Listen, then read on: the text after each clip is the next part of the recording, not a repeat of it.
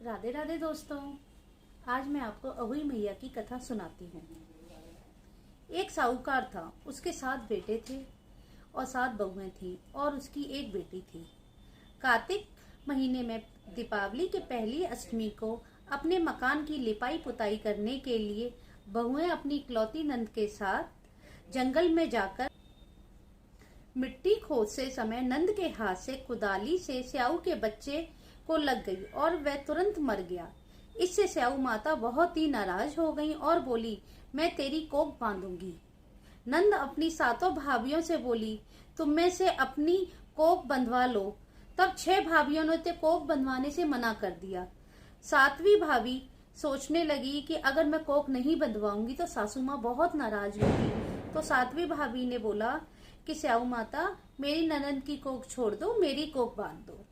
तो स्याऊ माता ने 7वीं भाभी की कोख बांध दी। अब क्या था, 7वें दिन होते वैसे ही उसका एक बच्चा मर जाता। संतान 7वें दिन मर जाती है, इसके लिए मैं क्या करूं? तब पंडित जी ने कहा, तुम सुरई गाय की सेवा करो। सुरई गाय स्याऊ माता की बहेली है, तो वह तुम्हारी कोख खुलवा देगी, तेरा बच्चा जिएगा। अब वह बहुत ही जल्दी उठकर चुपचाप सुरई गाय के नीचे साफ सफाई कर आती।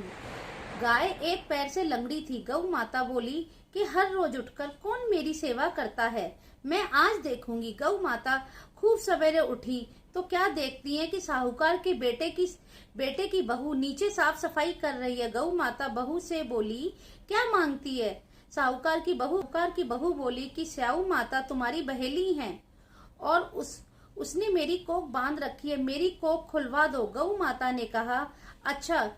गौ माता साहूकार को बहू को अपनी बहेली के पास लेकर चली।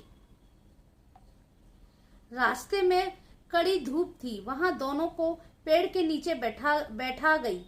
थोड़ी देर में एक सांप आया, उसी पेड़ के बच्चे को डसने लगा। साहूकार की बहू ने सांप को डाल के नीचे दबा दिया और बच्चे को बचा लिया। थोड़ी देर में गरुण पंखनी आई तो वह अपने खून देखकर साहूकार की बहू को चोंच मारने लगी। साहूकार की बहू ने कहा, मैंने तो तेरे बच्चे की जान बचाई है, बल्कि सांप से तो तेरे बच्चे को मार देती, मैंने तो उसे बचाया है, उससे तेरे बच्चे की रक्षा की है। ये सुनकर गरुण पंखनी बोली कि मांग, तू क्या मांगती है? वह बोली, 7 समुंदर पार स्याऊ माता रहती है, हमें तुम उसके पास ले चलो। गरुण पंखनी ने दोनों को अपनी पीठ पर बैठाकर स्याऊ माता के यहाँ पहुंचा दिया। स्याऊ माता को देखकर बोली कि आ बहन, बहुत दिनों बाद आई हो, बातें करते हैं। स्याऊ माता के बीच में कहा कि बहन, मेरे सिर में बहुत जुए पड़ गए हैं। सुरई के कहने पर साहूकार की बहू ने उसके सिर की सारी जुए निकाल दिए। इस पर स्याऊ माता ने प्रसन्न होकर कहा, तुम मेरे सिर से बहुत सलाई फेरी है, इसलिए मेरे 7 बेटे और 7 बहू होंगी।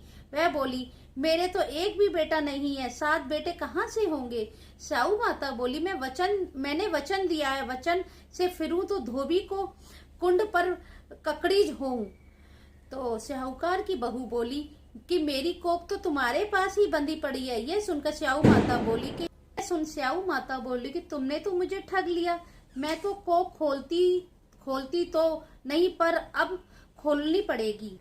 जा, तेरे घर 7 बेटे हो, 7 बहुएं हो, तू जाकर 7 उधापन करियो, 7 ओहोई बनाइयो, 7 कढ़ाई करियो। वह लौटकर घर आई, वहां देखा कि 7 बेटे 7 बहुएं बैठी थी। उनसे 7 ओही बनवाई, 7 उधापन किए, 7 कढ़ाई करी। शाम के समय जेठानी आपस में कहने लगी कि जल्दी जल्दी नहा धोकर पूजा कर लो, कहीं छोटी बच्चों को याद करके रोने ना लगे। थोड़ी देर में उन्होंने अपने बच्चे को कहा कि जा चाची के घर देख कर आ, क्या बात है, आज चाची रोई क्यों नहीं है? तो आज वह अभी तक रोई क्यों नहीं है? बच्चों ने जाकर देखा तो चाची तो पोई बना रही थी, खूब उधापन हो रहा था। ये सुनते ही जेठानी दौड़ी दौड़ी वहां आ गई और आकर कहने लगी कि तूने कोख कैसे खुलवाई?